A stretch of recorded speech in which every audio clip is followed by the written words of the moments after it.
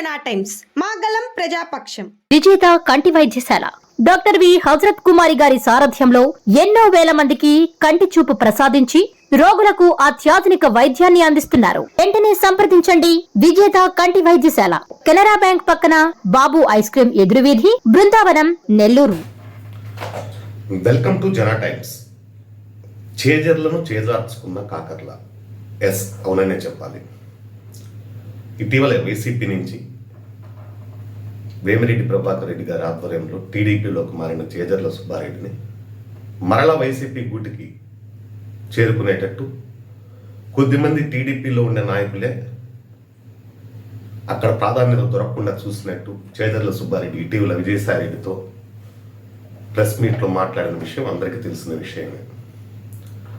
చేజర్ల సుబ్బారెడ్డి అంటే అతను ఎలక్షన్స్లో ఏది డబ్బు ఆశించడు, వైసీపీలో కూడా అదేవిధంగా తన రూపాయి ఖర్చు పెట్టుకుని తను రాజకీయాలు చేసిన వాడే తప్పితే ఒకరి దగ్గర నుంచి స్వలాభం పొంది దాని ద్వారా రాజకీయాలు చేయాలనుకునే వ్యక్తి కూడా కాదు.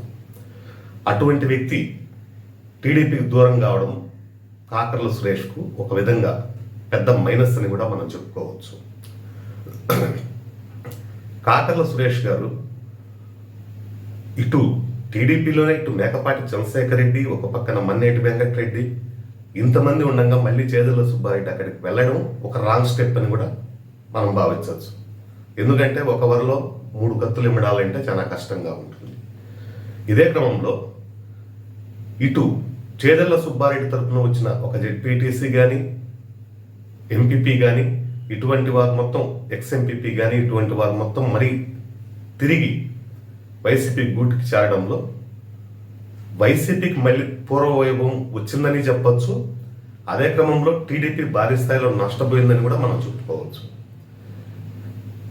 అంతేకాకుండా ఒక గౌరవనీయులైన రాజ్యసభ సభ్యుడు ఒక వ్యక్తి ద్వారా బీసీ సామాజిక వర్గానికి చెందిన ఒక నాయకుడికి కూడా మళ్ళీ ఎరవేస్తున్నారు టీడీపీ నుంచి వైసీపీలోకి లాగడానికి. అతను కూడా ఒక ఎమ్మెల్యే స్థాయి అభ్యర్థే. అతన్ని లాగడానికి కూడా పూర్తి ట్రయల్స్లో ఉన్నాయి. అది కూడా 2-3 రోజుల్లో జరుగుతుందని కూడా మనం చెప్పచ్చు.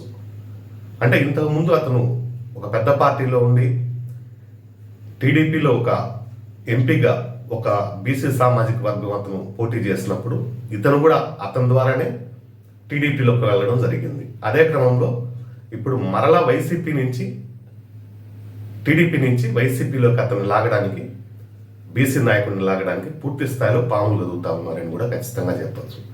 ఇకనైనా కాకర్ల సురేష్ గారు మేల్కొని ఈ వలసలు ఆపకపోతే టీడీపీకి పూర్తి స్థాయిలో నష్టం జరుగుతుందని కూడా మనం ఖచ్చితంగా చెప్పుకోవచ్చు.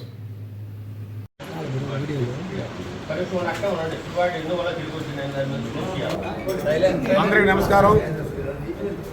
ఈరోజు నెల్లూరు టౌన్లో ఇస్కాన్ సిటీలో మా ఇంట్లో నేను పెద్దలు గౌరవనీయులు మన నెల్లూరు పార్లమెంటు ఎంపీ అభ్యర్థిగా మన పెద్దలు పూజ్యులు విజయసాయిరెడ్డి గారు, అదేవిధంగా మన ఎంపీ గారు ఆదాల ప్రభారెడ్డి గారు, మన పార్టీ అధ్యక్షులు చంద్రశేఖర్ గారు, అదేవిధంగా మన మస్తాన్ రావు గారు రాజ్యసభ సభ్యులు పెద్దలు సారు, అదేవిధంగా ఇంకొక రాజ్య సభ్యులు మోపిదేవి వెంకటరత్న గారు, అదేవిధంగా జూపూడి ప్రభాకర్ గారు, అందరూ పెద్దలు. నిజంగా అదృష్టం. నేను మొన్న చంద్రబాబు సమక్షంలో మన నెల్లూరులో ఈ పార్టీ నుంచి ఆ పార్టీ పోవడం జరిగింది. అది కారణం ఏంటంటే నేను వైఎస్ఆర్సీపీ పార్టీ పెట్టేప్పటి నుంచి కూడా పునాది నుంచి వైఎస్ఆర్సీపీలో ఉన్నాను.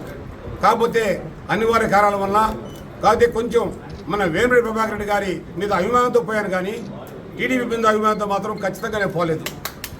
కానీ అయినా వైఎస్ఆర్సీపీలో ఉన్న మనము టీడీపీలో పొసగలేము, అక్కడ బతకలేము.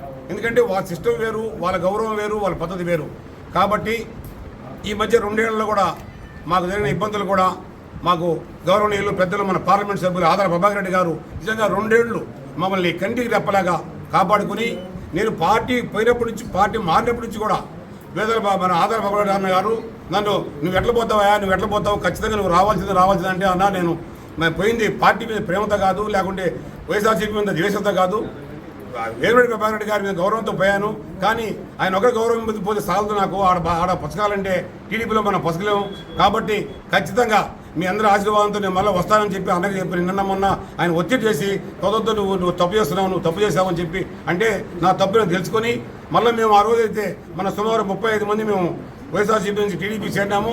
వారందరూ కూడా మళ్ళా మన సాయిరెడ్డి గారి పెద్దల సాయిరెడ్డి గారి ఎంపీగా గెలిపించడానికి ఆయన సమక్షంలో ఆయన ఆధ్వర్యంలో అదేవిధంగా జగన్ సీఎం చేయడానికి కానీ తర్వాత మేకపాటి వాళ్ళతో కలిపి నడవడానికి మేము సిద్ధంగా ఉండి మళ్ళీ పార్టీలు చేద్దాం.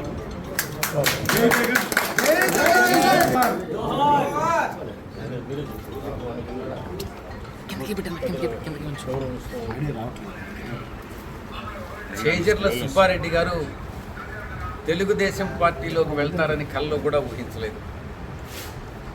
ఆయన వెళ్ళినప్పుడు చాలా బాధ కలిగింది.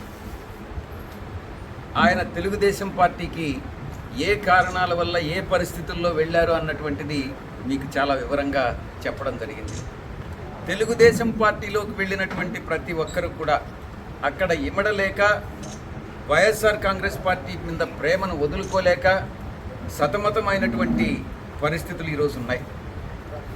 ఏ కారణాల వల్ల వెళ్ళినప్పటికీ కూడా ఈరోజు ఆయన సరి అయినటువంటి నిర్ణయం తీసుకొని మళ్ళీ తిరిగి మాతృ సంస్థ అయినటువంటి వైఎస్ఆర్ కాంగ్రెస్ పార్టీలో పునఃప్రవేశం చేయడం జరిగింది.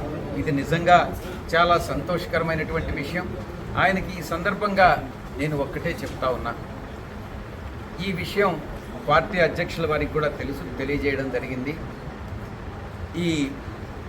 ఆయనకి అటు పార్టీలో కానీ పార్టీ అధికారంలోకి వచ్చిన తర్వాత ప్రభుత్వంలో కానీ సముచితమైనటువంటి స్థానం కల్పిస్తామని ఈ సందర్భంగా పత్రికా వారు ద్వేషంతో వెళ్ళడం లేదు, కొన్ని కారణాల వల్ల అంటున్నారు. మీరు గమనించినటువంటి ఏ పరిస్థితుల వల్ల వీళ్ళు పార్టీని వెళుతున్నారు చాలామంది? ఆయనే ఎక్స్ప్లెయిన్ చేశారు ఏ కారణాల వల్ల వెళ్ళాము అన్నటువంటి విషయాన్ని. దాన్ని మళ్ళీ తిరిగి వివరించాల్సినటువంటి అవసరం లేదు కదా. కొంతమంది డబ్బులు ఇచ్చి కొనుగోలు చేస్తున్నటువంటి బట్ అది వేరే, ఇది